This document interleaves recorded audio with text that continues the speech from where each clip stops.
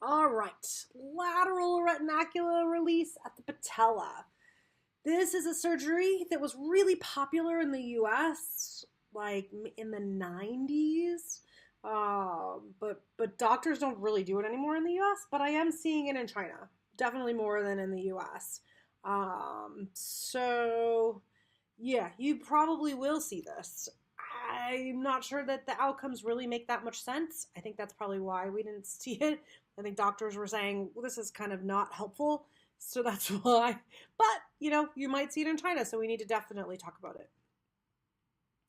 Okay, so the lateral aspect of the knee, just kind of going over some soft tissue stuff.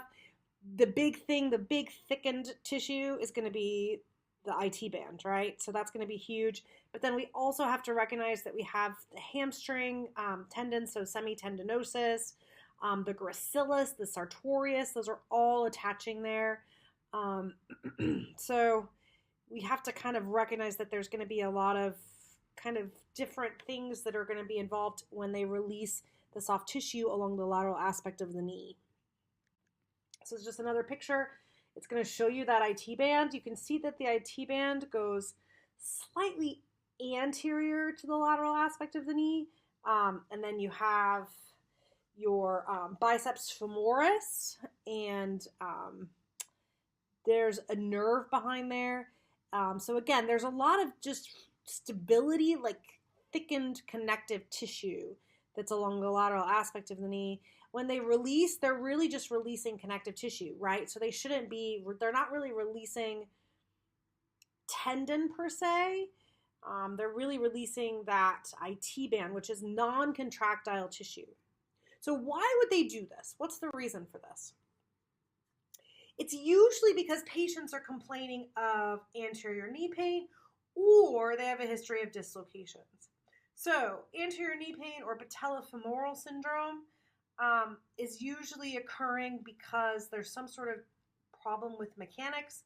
Any of you who have done, our lower extremity course, we talk a lot about this, and we talk a lot about anterior knee pain, and because there's a lot of issues with body mechanics. So if they have weak hip external rotators, weak abductors, then it's going to change the kinematics at the knee, and so it's going to change the patella movement.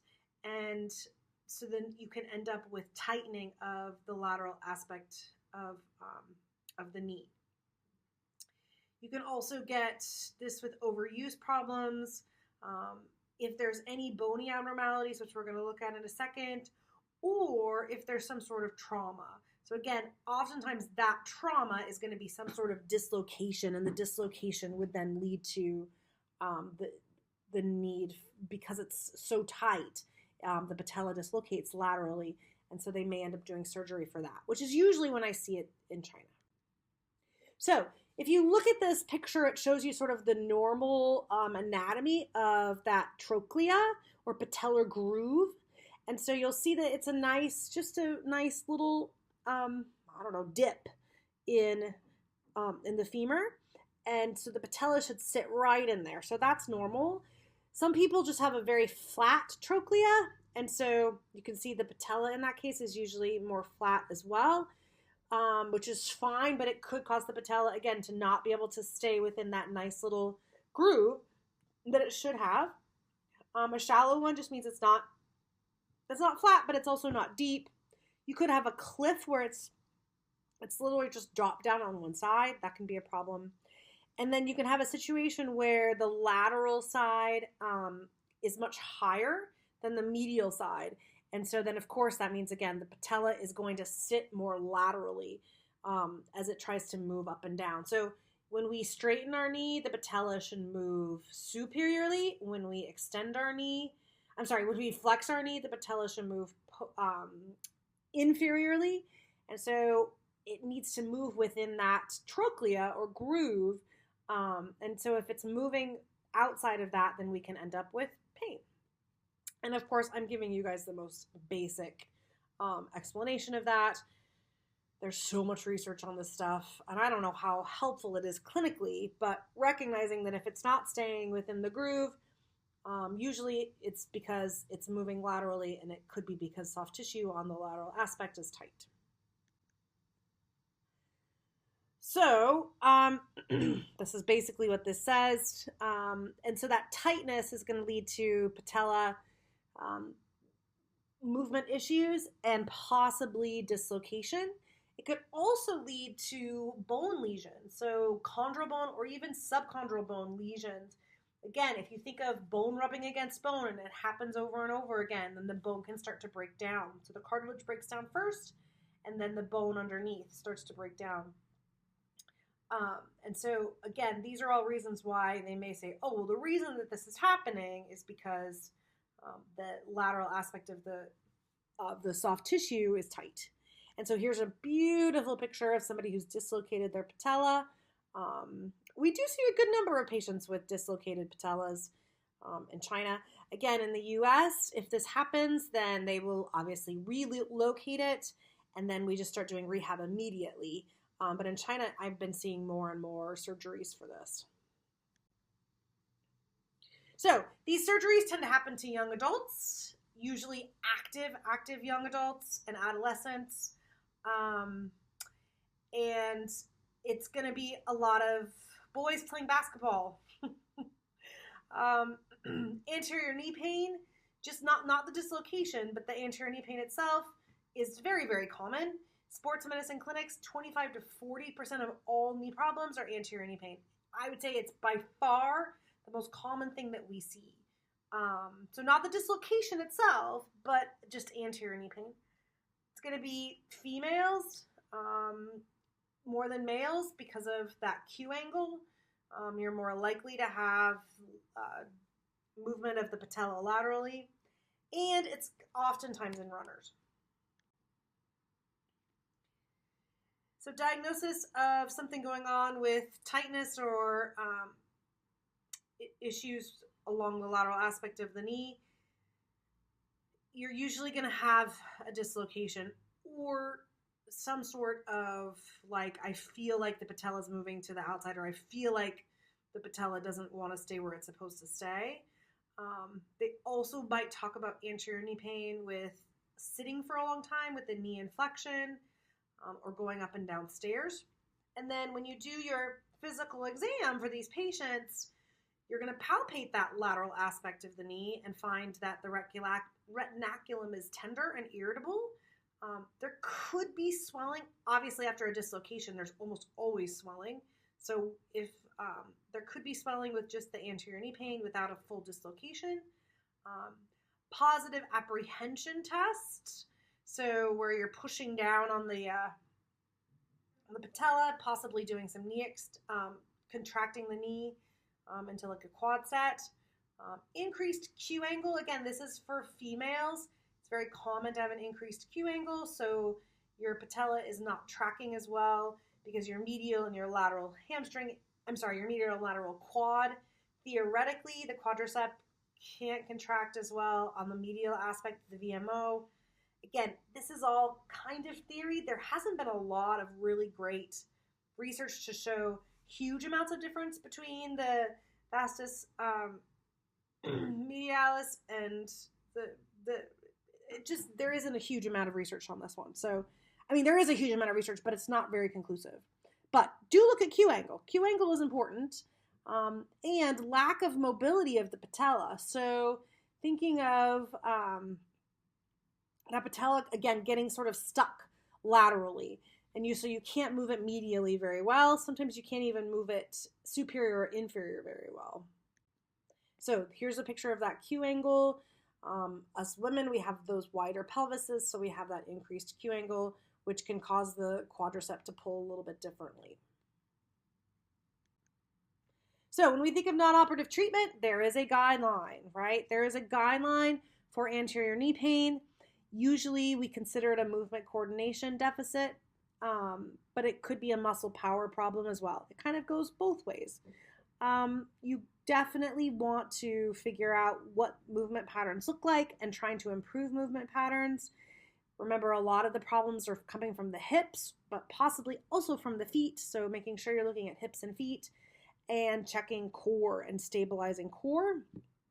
again, we go through all of this in our basic, in this case, it will be kind of our clinical practice guideline classes. So we spend a lot of time on this stuff. You could use taping or bracing.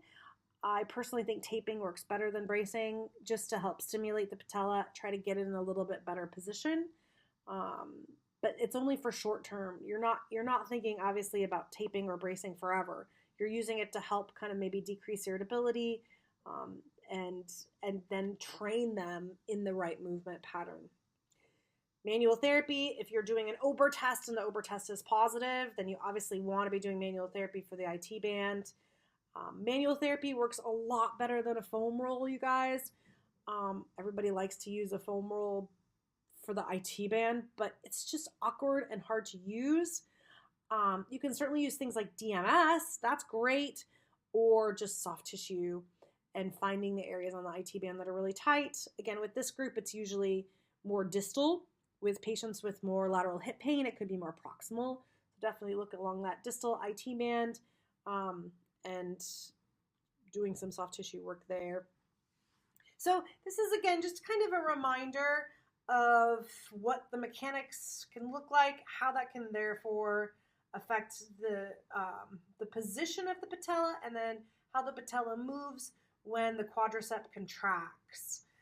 I do, the one on the right, we talk about the picture on the left, we talk about those movement patterns a lot. The picture on the right, I think, is a little bit more specific. So I kind of like that a little bit because it kind of shows you how you've got these vectors, these different pulling angles that can happen at the knee, and how if you increase that Q angle, it definitely affects the ability to do that, to contract the patella and move it in the groove correctly. Just some examples of some taping techniques. We can possibly go over those in lab. If we end up being able to do a live lab, we can certainly go over some taping techniques if you guys want to do that.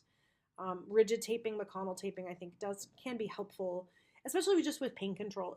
Again, we don't think it necessarily repositions the patella. I don't think it probably puts it more medial, but it does help to compress it, give it some stimulation, and hopefully help with pain.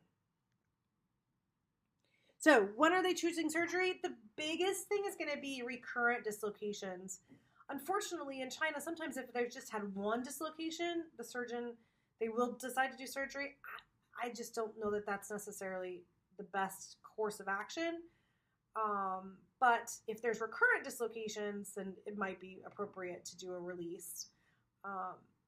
The surgeon might go in and put them under anesthesia, put the knee in about 30 degrees of flexion, and then move the patella. And if they can't move it medially, or you'll see if the lateral facet goes to midline, then we don't do it. But if they're having trouble moving that patella, then they may choose to do surgery. For patients with something like patella alta, which means the patella is too high, it's not an effective surgery because there's other issues with mechanics with patella alta, or if they have what's called a hyperplastic trochlear groove. So that just means that that position of the trochlear groove we saw earlier is not, we don't have a really nice little valley there. Then they probably won't do it for those reasons either. So this surgery is usually done arthroscopically, and they literally just release the ligament. And again, it's going to indirectly release the IT band as well. So they just go in and they cut through it, and that's it. And you'll see the picture there. The lateral patellofemoral ligament attaches proximal and distally to the patella, and they go in and they just find where there's significant thickening, and they release it, and then they check the patella, and they say, okay, it's moving much better, and that's it. They close them up. So they'll usually try to get good realignment before they close them back up. They will usually do more proximal. Again, because think of where the IT band is, they'll usually do more proximal release than distal release, but they may do both. So the big complication is quadriceps inhibition. This is, again, part of the reason why surgeons in the US are not doing this very much, because the quadriceps do not contract as well after the surgery. It takes a long time for patients to remember how to get their quadriceps contracting. And so this becomes a big problem. And any of you guys who have worked with patients after the surgery, you know, it's like, oh my gosh, this is a challenge. But about 73% of cases, the outcomes in general are usually pretty good. So that's not a huge amount, but it's usually okay. Again, nobody's just sure if it's worth it. Usually the worst outcomes are going to happen for people who are older. So remember, this is usually the injuries, the dislocations and stuff are for young people. So you're probably not going to consider doing this for an older patient anyways. So, and also if they don't get good rehab, they don't get good quad, somebody turning on their quad quickly, then they're more likely to have problems.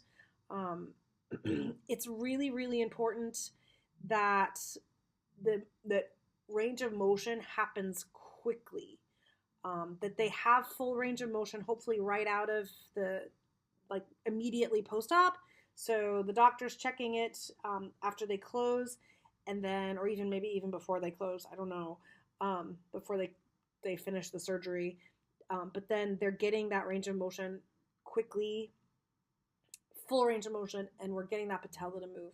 So remember, this is a release. So it's like the extensor carpi radialis brevis surgery that we talked about, where they're just releasing the tendon. So it's different than when they have to repair something. They're releasing something, so we can do range of motion earlier. The reason that they're going to be put into a brace or crutches or something is because their quadricep control is not good.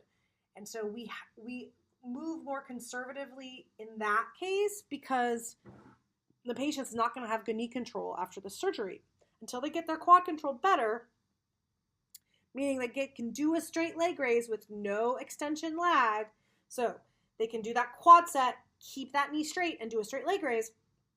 Until they can do that, we really want to make sure that they are either weight bearing less or using a immobilizer of some kind, so that we can continue to work on that knee extension. We're spending a lot of time preoperatively teaching them how to do a quad set, teaching them how to turn on that quad. If you can see them preoperatively and you can practice that, especially if they've dislocated a lot, they probably are going to have a really hard time doing a quad set, getting that full knee extension, getting that patella to move superiorly, turning on the muscle. So you're going to start doing this after surgery. If you can see them before surgery to practice, that's great, but recognize it's going to be hard for them. So after surgery, phase 1 is 0 to 4 weeks. And during this time, they're probably going to be, we're hoping they can get full knee extension. That's our goal, is that we can achieve full knee extension. Depending on how much they did with the surgery, it might be irritable initially to do full knee extension. But we'd love it if by the end of the first phase, they can do a straight leg raise with no extensor lag. I have to be honest with you guys, I rarely will see that. It's rare. These patients, it's going to take more than 4 weeks for them to be able to do a straight leg raise. But the idea is good. We also want to work on knee flexion, range of motion, but we're not going to push this too hard. By 4 weeks, it would be nice if they had 120 degrees of flexion. It's usually not too much of a problem unless they, immobilize for like 3 weeks and you're seeing them at week 4, then it might be a problem. But you just are going to go slow, and there shouldn't be a reason why they can't get knee flexion. So just passively getting knee flexion to 120 should be relatively easy to do at 4 weeks. Home exercise, or if you guys are seeing them in a rehab hospital, needs to be done a lot. And it's basically knee active range of motion, a lot of quad activation, and patella mobilization. So these are the main things that they need to be practicing. they need to be working on themselves. You can teach them how to do patella mobilization. We'll talk about that in a second. They just need to move that knee. They need to turn on that quad. So what you're doing in the clinic is you are kind of doing some modalities for pain. It's usually not huge amounts of pain with this one, so that's good. NMES, which we're going to talk about, so neuromuscular electric stimulation and biofeedback. I'm going to show you a picture of that in just a second. And then some sort of range of motion, heel slides, put the foot up on the wall and do wall slides.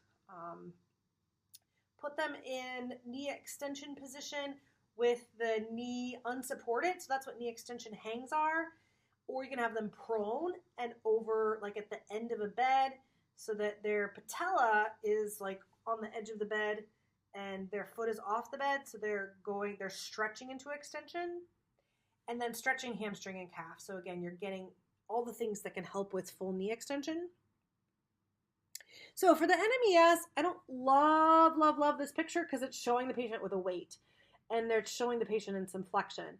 I would say during this first phase, you really do want to, if you can get access to an NMES machine, so that's different than Russian stimulation, that's different than TENS unit, okay? This is neuromuscular electric stimulation, or FES. You can certainly do one with biofeedback, which is awesome. So biofeedback, remember, is just telling the patient, yes, somehow, yes, you are turning on the muscle, or no, you're not. So it either makes a sound or you see a little red mark or something like that to say, hey, you're turning on the muscle. That's biofeedback. NMES is actually electrically stimulating the muscle. So really, you probably want the leg out straight during this first phase. You're putting the electrodes, again, I'm not a huge fan of this picture because the electrode placement isn't that great, but it's not bad. Putting the electrodes on the quad, and you're, doing an on-off time of, 5 seconds on, 5 to 10 to 20 seconds off, trying to get that muscle to turn on. And doing this for, 30, 40 minutes to an hour every day. You can also set up the electrodes to just be on the medial quad to try to help with a little bit of turning on that VMO, that vastus medialis oblique. And you can do taping. So you can see in this picture that they did some rigid taping, like a McConnell taping, to kind of position the patella, in theory, maybe a little more medially. Again, we're not sure that that's what it does, but whatever. So you can certainly do that while you're teaching them, again, how to turn those quads back on. This is hard stuff. Getting that quad to turn on can be a real challenge after the surgery. You also, in this first phase, patellar mobilizations. You can teach the patient how to do their own patellar mobilizations, specifically medial patellar glides. You can do inferior and superior as well. And then you, as the therapist, can do some soft tissue work on the IT band and the lateral part of the knee. So strengthening, quad sets. I will say like 300次每天, 保持5秒, like a lot of them, 300 every day at least. You can do straight leg raise, but you have to be able to get the quad set first. Short arc quads, just a small something underneath the knee, but a solid. So like half a foam roll, and then maybe go up to a foam roll to just do that last bit of knee extension. Watch for pain for those. Those can be a little bit painful. And then small squats. So for us to move on to phase 2, we really want to be not so much pain, not so much swelling. Again, that's usually pretty doable. This surgery is not too bad. And then range of motion, we do want to try to get full extension, get flexion to 120. Straight leg raise, no extensor lag. That's a goal. Oh, that is a goal. I don't know if you'll get it, but it is a good goal. Phase 2 is 4 weeks to 8 weeks. And with this one, we really want full range of motion. So that's huge. And I think that's pretty doable with this group. The other big thing is we want them to be able to walk. So 4 to 8 weeks, we should get them out of the brace, get them off crutches, whatever it is. We want them to be able to walk with that good, knee extension during terminal stance, and then we want a good push off, hip and knee extension, and then we want a good push off, and then the right amount of flexion during swing. So it's important that that they're showing that they can do that. We also want to not see a Trendelenburg, because again, a lot of these patients have that movement pattern problem where they have Trendelenburg sign, and the lateral hip, the hip abductors are weak. So we want to try to see if we can get rid of any Trendelenburg during gait. They really should be able to get back to normal life by this point. Again, this is relatively fast rehab. So normal life being full ADLs, but no running, no sports activities. And they're not going to want to do it because they're going to feel like their quad doesn't work. So it's usually not too much of an issue with this group. If you need to use modalities, go ahead and do that. We're making sure range of motion is full. And we'll do manual therapy, specifically some, lateral release stuff, manual lateral release, soft tissue work, and patellar glides medially. We're going to start adding more resistance to exercises during phase 2. We can do stuff like wall sits or a little bit deeper squats. We can also start doing things like a leg press and some lateral step ups. And then start to do some step downs like eccentric, but with a small step. We also can start doing more balance and proprioception type activities. Again, watching that positioning. So single leg stance is fine as long as they're not doing a Trendelenburg, as long as they don't have a really bad trunk lean. So really practicing that single leg stance with good midline position. You can play with different things like balance boards. You're going to want to do things like heel raises, single leg heel raises if they can. And then cardiovascular, again, most of these people are young. Most of these people are athletes, or at least they want to be athletes. Some of them, it's probably a little bit of a challenge, which is why they had to have the surgery. So you want to make sure that they're doing something that keeps up their cardiovascular health. So this bicycle, they should be able to go around on a bicycle relatively early, but you can start doing a lot of bicycle stuff at 4 to 5 weeks. And stair stepper is good.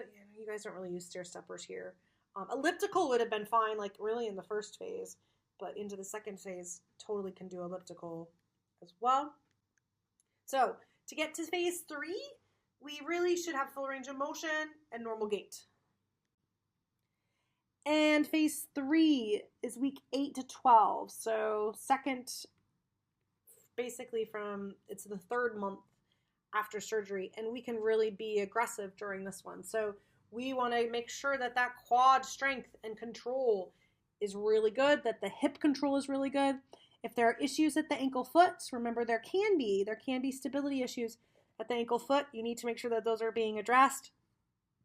And then balance and proprioception is also being addressed.